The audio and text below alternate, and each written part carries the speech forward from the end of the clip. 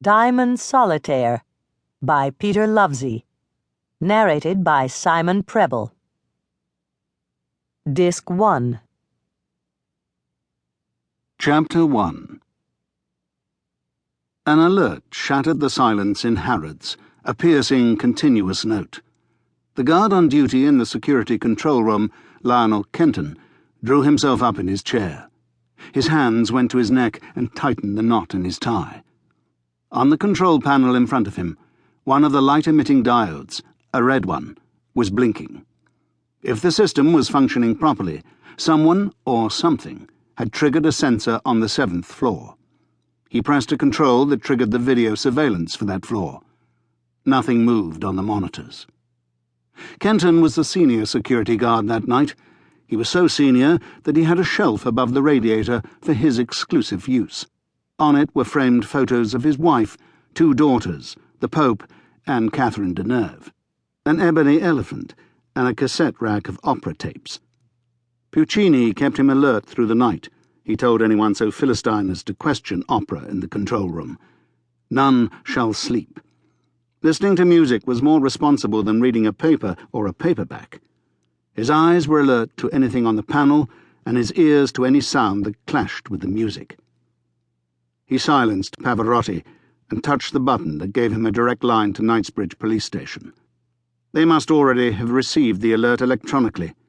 He identified himself and said, "Intruder alert. I'm getting a signal from the 7th floor. Furniture, Section 9. Nothing on screen." "Message received 22:47 hours. "Someone is coming?" "It's automatic." Of course it was. He was betraying some nervousness. He tried another survey of the 7th floor. Nothing untoward was visible, but then he hadn't much faith in video surveillance. Every terrorist knows to keep out of range of a camera, and he had to assume this was a terrorist. 22 night security officers were posted in various parts of the store. He put out a general alert and asked for a second check that all the elevators were switched off. The security doors between sections were already in position, and had been since the cleaners left.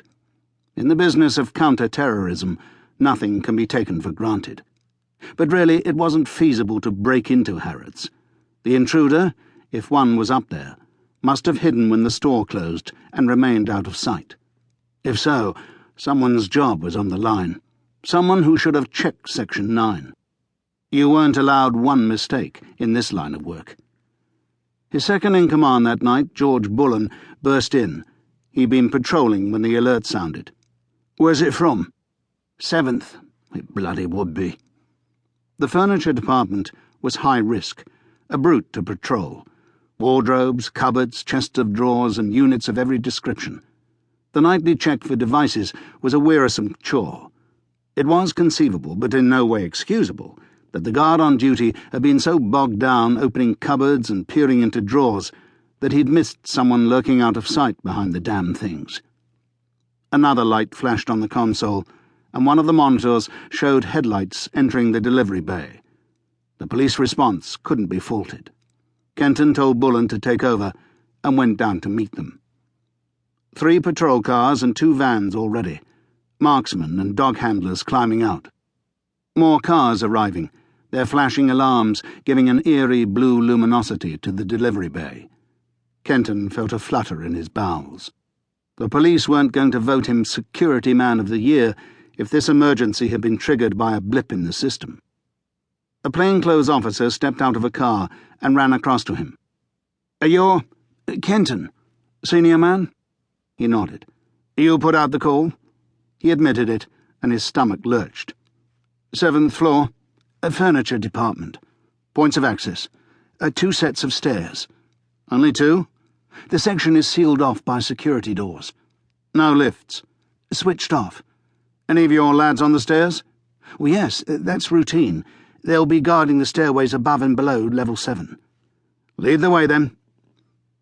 30 or more uniformed officers, dog handlers, and men in plain clothes, several carrying guns, came with him as he set off at a run through the ground floor to the first stairway. A squad of a dozen or so peeled off and raced up that staircase while he led the remainder to the next. Mounting 7 floors was a fitness test.